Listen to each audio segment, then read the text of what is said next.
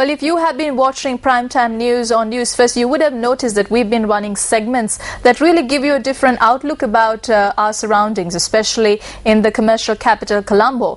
Over the past week, we have been revealing details of the historical landmarks of our colonial rulers in the city of Colombo as we enter the era of the Dutch rulers on our segment Newsfirst Explorers.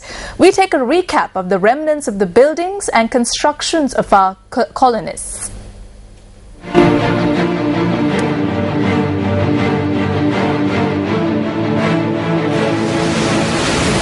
Newsfirst Explorers, discovering Colombo's hidden secrets.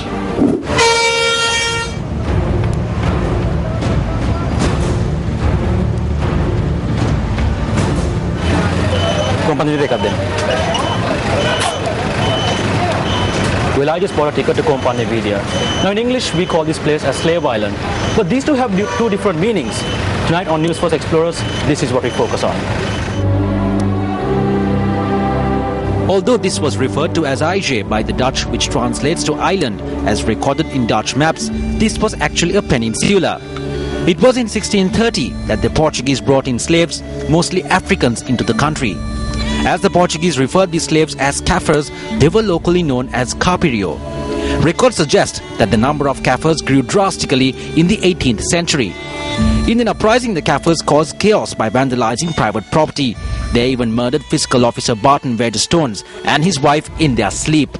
The uprising was eventually suppressed and they were put under a tight administrative system.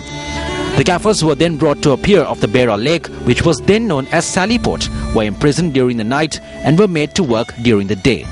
As time passed by, this area was named Slave Island. One of the most remarkable remnants of Dutch Colombo is the Dutch Hospital. Historical records suggested that this hospital, which served as an extension of the Dutch East India Company, was believed to have been constructed in 1677 and served as the best hospital at the time. The Dutch Hospital today is a heritage building and a shopping and dining precinct.